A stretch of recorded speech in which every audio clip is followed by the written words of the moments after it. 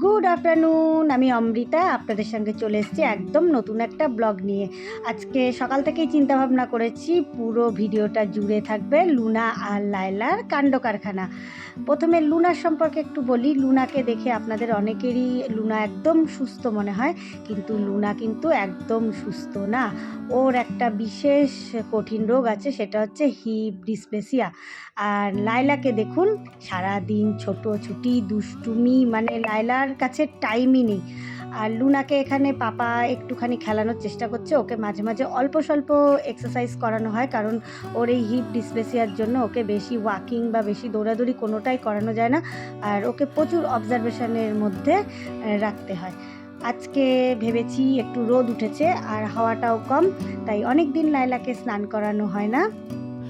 তাই দেখুন লায়লাকে ধরে এনেছি স্নান করানোর জন্য।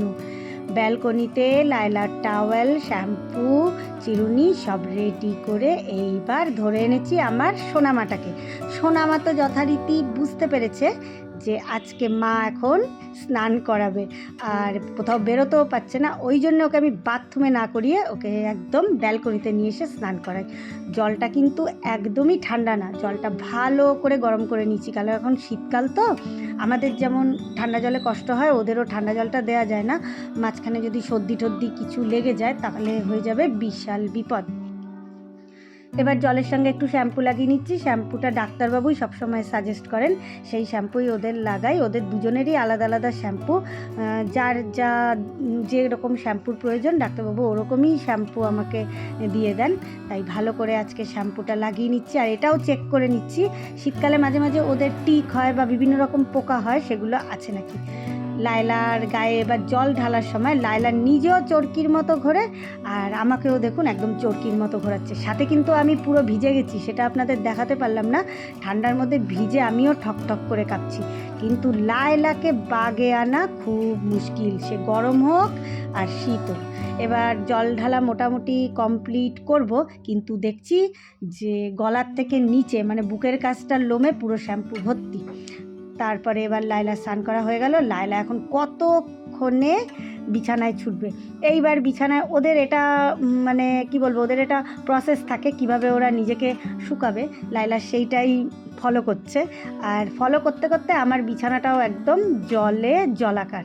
প্রচণ্ড দুষ্টুমি করে। স্নান করানোর পরে ওকে আপনারা ধরতেও পারবেন না, প্রচণ্ড কামড়ায়, মানে রাগ হয় না কি হয় জানি না, প্রচণ্ড কামড়ায়। আর এইভাবে নিজেকে শুকানোর চেষ্টা করে। এবার চলে যাব ওই ঘরে। আজকে লুনাকে স্নান করাবো না, লুনাকে স্নান করানো যায় না, ডাক্তারবাবু একদম বারণ করেছেন, ঠান্ডার মধ্যে ওকে একদম স্নান করাতে বারণ করেছেন, তাহলে ওর কন্ডিশান আরও খারাপ হয়ে যেতে পারে। তাই প্রথমে ওকে আমি ফার ওয়াশ করে দেবো। এই যে ফার ওয়াশের যেটা আছে মানে ওয়াটার ফ্রি, ওয়াটারলেস, সেটাও ডাক্তারবাবু সাজেস্ট করেছেন। ওর যে কন্ডিশান আছে সেটার উপরেই উনি দিয়ে দেন। আমি ওনার থেকেই সবটা নিই। বাইরের মানে যে কোনো অজানা প্রোডাক্ট আমি খুব একটা বেশি ইউজ করি না। এর আগে একটা প্রোডাক্ট ইউজ করেছিলাম, তাতে ওর প্রচুর হেয়ার লস হয়েছিল এবং আমি ডাক্তারবাবুর কাছে খুব বকা খেয়েছি। তারপর থেকে এমন শিক্ষা পেয়েছি যে আমি কোনো অজানা বা নিজের থেকে কোনো কিছু আমি ওদের ওপর অ্যাপ্লাই করি না। লুনার একটু একটু ঠান্ডা লাগে, যখন স্প্রেটা করা হয় তখন লুনা একটু দুষ্টুমি করে, একটু সরে যেতে চায়। আর ওকে একটু ধরে বেঁধে এমনি করাতে, এমনি শান্ত, ও গরমকালে স্নান করতে খুব ভালোবাসে, কিন্তু এই স্প্রে নামক জিনিসটা ওর একদম পছন্দ না। তাই ওর সঙ্গে আমাকেও ঘুরতে হয়। আর ও তো খুব বড়, মানে খেয়াল করবেন লুনা হয়তো আমার থেকেও বড়, তাই ওকে একটু ট্যাকেল করা খুবই মুশকিল হয়ে যায়। ওই ভালো ভালো কথা বলে বকলে আবার লুনা কথা শোনে না, লুনাকে খুব মিষ্টি করে কথা বললে তবেই লুনা শুনবে কথা।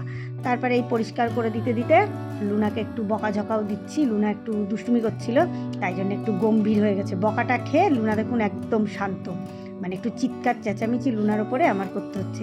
এরপর লুনার ব্রাশিং করে দেবো। হালকা একটা ব্রাশ, বড় একটা ব্রাশ আছে, সেই ব্রাশটা দিয়েও করতে চায় না, ওই জন্যে ছোটোবেলার যে লুনার ব্রাশটা আছে সেটা দিয়ে ম্যাক্সিমাম করা হয় হালকা হালকা করে, নইলে ও রেগে যায়। আর এটা করতে ভালোবাসে, মাঝে মাঝে ভালোবাসে আর মাঝে মাঝে দুষ্টুমি করে। যেমন আমাদের বাচ্চারাও করে, মাঝে মাঝে দুষ্টুমি, মাঝে মাঝে ভালোবাসা, মাঝে মাঝে একটু রাগ হয়। যাই হোক, আজকে মোটামুটি দেখলাম একদম শান্তভাবে পুরো ব্যাপারটা ও করতে দিল। নইলে ছোটাছুটি করতে হয়, এ ঘর ও ঘর সব ঘর মিলিয়ে ছোটাছুটি করতে হয়। এই যে এখন মানে একটু একটু রাগ হয়তো ওর হয়েও গেছে। এবার রেগে যাওয়ার ফলটা দেখাচ্ছি। এই যে রেগে গেছে বলে ও এখন আমার উপরেই হামলা করছে, মানে যত ওর রাগ দুঃখ আনন্দ যা আছে ও কিছুতেই শান্ত হবে না। এরপরে চলে যাব ওদের ম্যানিকিওর পেডিকিওরে, যেটা আমরাও করে থাকি, সেটা ওদেরও মাঝে মাঝে করাতে হয়। কারণ যেহেতু শীত, লুনার পয়ের নিচটা না অনেকটা ফেটে গেছে, সেই জন্য ডাক্তারবাবু বলেছেন একটু ক্রিম লাগাতে, নইলে ফাটা ফাটা বেশি হয়ে গেলে না ওদেরও হাঁটাচলা করতে একটু কষ্ট হয়। তাই জন্য লুনার এখন হচ্ছে ম্যানিকিওর আর পেডিকিওর। আবার এই দেখুন উঠেও চলে যাচ্ছে, মানে এটা ঠিক পছন্দ হয় না, ধরে বেঁধে কি আর পছন্দ, আর ওরা তো নিজের সৌন্দর্য বোঝে না। যাই হোক, কী করেই বা বুঝবে, আমরা যেটা বুঝি ওদের সেটা বোঝার ক্ষমতা একদমই নেই। এবার চলে যাচ্ছি স্ন্যাক্সের পর্ব। মানে এত কাজ করানো হয়েছে, ওই জন্যে একটা ট্রিট দিলে একদমই নয়। লুনাকে না আমি সবসময় স্ন্যাক্সটা হট করে দিই না, একটু ওয়েট করতে বলি। এটা আর কি একটু শেখাই, ওয়েট করো তারপর পাবে। আর এই ঘরে এসে লায়লার কাণ্ড দেখলাম, যেহেতু ওই ঘরে লুনাকে স্ন্যাক্স দিচ্ছি, লায়লার রেগে মেগে সমস্ত কম্বল বালিশ সব ফেলে দিয়েছে। ফাইনালি ওকে স্ন্যাক্সটা দেওয়ার পরে আমার যে ঠাকুরের যে পুজো দেওয়ার পরে যেই টিকাটা আমরা লাগাই, সেটাও লায়লাকে টিকাটা লাগিয়ে দিলাম। এটা আমি রোজই করি বলতে পারেন, আমার মনের দিক দিয়ে একটা শান্তি। এবার লুনাকে ওষুধ খাইয়ে দিচ্ছি, এটা হচ্ছে ক্যালসিয়াম আর ভিটামিন মিক্সড করা একটা ওষুধ, যেটা ওকে ডাক্তারবাবু দিয়েছেন। এটা ওর খুবই দরকারি। আর লুনাকে ওষুধ খাওয়ানোর কথা আমি একদমই ভুলি না, কারণ লুনার এমন কঠিন পরিস্থিতি যে ওকে ওষুধটা টাইম টু টাইম খাওয়াতে হয়। আর এই দেখুন বিচ্ছুটাকে ওষুধ খাওয়াতে গিয়ে আমার একেবারে নাজেহাল অবস্থা। অনেক সময় ও কী করে, ওষুধটা মুখে নিয়ে ফেলে দেয়। আর এখানে যেহেতু ওষুধ খাওয়ানো হয়েছে, এই জন্য এখন পালানোর চেষ্টা, দুষ্টুমি সব একসাথে ওর এখন চলবে। ওর জন্য ঘরে কোনো কিছুই ঠিকঠাক রাখা যায় না। এবার দুপুরবেলায় আমরা যখন খাওয়া দাওয়া করছি, লায়লা যেহেতু আজকে স্নান করেছে, আমাদেরও ডিশে ছিল চিংড়ি মাছ, কিন্তু কেউ আর আজকে আসেনি ধারে কাছে। দুপুরবেলায় আমি যেই একটু রেস্ট নিতে গেছি, এটা লুনার ডিউটি না, লুনার রুটিন, ও একটু মায়ের সাথে শোবেই। তারপর শোয়ার পরে যখন উঠলাম বিকালবেলা, দেখলাম লায়লার গভীর ঘুম। আজকে যেহেতু স্নান করিয়েছি, লায়লার আজকে ঘুমটাও দারুণ হয়েছে, মানে একটু শরীরটা একটু মানে ঠিকঠাক ফ্রেশ লেগেছে ওর। তারপরে আমি আবার গিয়ে একটু টিভি দেখছিলাম, কিন্তু বিস্কিটের টাইম যেহেতু হয়ে গেছে, একটু দেখবেন প্রথমে লুনা এসছে আমার কাছে, মানে কথা তো বলতে পারে না, কিন্তু ওদের এই চোখের ইশারায় কাফি যে মা বিস্কিট লাগবে। লুনা ডেকে যাওয়ার পরে তারপরে এসছে লায়লা। এই যে বারবার করে এরকম আমাকে ঝুঁকে ঝুঁকে ডাকবে আর বলবে মা বিস্কিটের টাইম হয়ে গেছে, এবার আমি বিস্কিট খাবো। যতক্ষণ না বিস্কিটটা দেব, ততক্ষণ এইভাবে হাত নেড়ে নেড়ে আমার কাছে আসবে আর বলবে মা বিস্কিট লাগবে। মাঝে মাঝে মুখ দিয়েও গুঁতো মারে যে আমাকে এক্ষুনি বিস্কিট দাও, বিকালবেলা হয়ে গেছে। ওদের একটা টাইম অদ্ভুতভাবে ফিক্স করা থাকে। তারপরে বিস্কিট দেওয়ার আগে আবার দিদি এসে খাটে শুয়েছে, লুনা সেখানে, মানে দিদির খুব আদরের। লুনা কিন্তু এমনি চুপচাপ শুয়ে নেই, এতক্ষণ দিদি ওকে চুলকে দিচ্ছিল। তারপর দিদি উঠে বিস্কিটটা দিল, বিস্কিট খেয়ে লুনা তো একবারে খেয়ে নেয়। আর লুনা লায়লাকে একসাথে বিস্কিট দেওয়া যায় না বসিয়ে, তাহলে ঝগড়া করে। ওই জন্য লায়লাকে একটু পেছনের দিকে আর লুনাকে একটু সামনের দিকে বিস্কিটটা দেওয়া হয়। আগে আমি মাঝখানে ব্রিটানিয়া বিস্কিট দিতাম, কিন্তু তারপরে ডাক্তারবাবু যখন শুনলেন, বললেন সবসময় ব্রিটানিয়া বিস্কুট দেবেন না, কারণ ওটার মধ্যে সুগারও থাকে, সল্টও থাকে, যেটা ওদের জন্য একদম ঠিক না।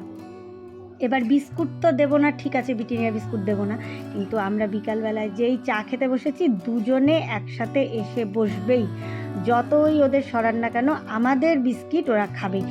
বাচ্চারা তো সবসময় ব্রিটানিয়া খায় না, এদিক ওদিক চকলেট বিস্কুট খায়, ওটা তো ওদের একদম দেওয়া যাবে না। আমি যেহেতু ব্রিটানিয়া নিয়ে বসি, ওই জন্যে একটু ভাগ করে হলেও ওদের আমাকে দিতেই হবে। এটা ওদের দাবি যে মা আমরা খাবো আর তোমাকে সেটা আমাদের জন্য দিতে হবে। কি করব, একটু আধটু তো শুনতে হবেই। এবার চলে আসলাম ওদের রাতের বেলা খাবারে। ওরা দিনে দুবারই খায়, সকালে একবার খায় আর রাতে একবার খায়। আজকে ওদের সারাদিনের মেনুতে ছিল মাটন টেংরি, সেটার আমি স্যুপ বানিয়ে দিয়েছিলাম। গাজর, বিনস আর একটু শিম ছিল, সেই শিমটা দিয়ে স্যুপ বানিয়ে দিয়েছিলাম। তাই জন্য ওদের আজকে খুব মজাদার ব্যাপার, যেহেতু মাটন টেংরি। আমার ভাত মাখার আগেই লুনার খাওয়া স্টার্ট হয়ে গেছে।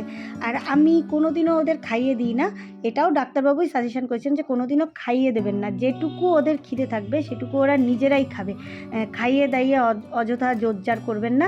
নিজের থেকে যেটুকু খায়, যেটা ওদের প্রয়োজন সেটা ওরা নিশ্চয়ই খাবে। হঠাৎ করে তো আর ওরা খাওয়া বন্ধ করে না। আর যখন খাওয়া বন্ধ করে ওদের কোনো অ্যাসিডিটির প্রবলেম বা ধরুন কোনো কারণে গ্যাস হয়ে যাচ্ছে বা শরীরটা যে কোনো খারাপ, তখনই ওরা খেতে চায় না। খাওয়া দাওয়ার পরে ওদের এটা রোজের রুটিন, মানে মারামারি খেলাখেলি, ওটাকে যেটা বলে একটুখানি এনার্জিটাকে ঘাটিয়ে নেওয়া। খাওয়া দাওয়ার পর একটা এক্সারসাইজের ব্যাপার, ওরা এই কাজটা করবেই। ওরা খেলাধুলো, খাওয়া দাওয়ার পরে যেন খেলাধুলাটা বেশি বেড়ে যায়, আর খেলতে খেলতে মারপিটে হয়ে যায়। কিন্তু লুনা একদম খাওয়ার মুডে নেই। আজকে মনে হয় ভাতটা একটু বেশি দিয়ে ফেলেছিলাম, ওই জন্য লুনা একটু রেস্ট চাইছে, কিন্তু লায়লা তো শুনবেই না। তারপরে চলে গেলাম বেডরুমে, ওরাও সাথে সাথে চলে গেছে। দিদির আজকে শরীরটা খারাপ ছিল, দিদি শুয়ে পড়বে। আর লুনা আর লায়লার ওষুধ, লুনার তো এই রাতের ওষুধটা খুব জরুরি, এটা গ্লুকোজামাইন সাপ্লিমেন্ট, যেটা ওর পায়ের জন্য একান্ত জরুরি। আর ডাক্তারবাবু স্ট্রিক্টলি বলেছেন যে মানে রাতের বেলায় ওর শীতের রাতে প্রত্যেক দিন একটা করে ওই সাপ্লিমেন্টটা দেবেন। এখানে দিদিরা আজকে ডিনারে নিজেদের জন্য বানিয়ে নিয়েছে ম্যাগি, আর এখানে দুজন যথারীতি আসবেই যদি দিদিরা একটুখানি ম্যাগি দেয়, কিন্তু দিদিরা তো ম্যাগি দেবে না। লুনা এই কারণে অলিকে, ওই যে বলে না মাখন লাগা রে, অলিকে একটু ওরকমই কিছু করতে এসছে, কিন্তু অলিকে আমি স্ট্রিক্টলি বলে দিয়েছি যে এখন খাওয়া দাওয়া যেহেতু হয়ে গেছে, ওই জন্যে আর কোনো কিছু ওদের দেওয়া যাবে না। আমি ওদের সব সময় নিজের থেকে কিছু দেই না, ওদের খাবারটা না আমি খুব মেনটেন করি।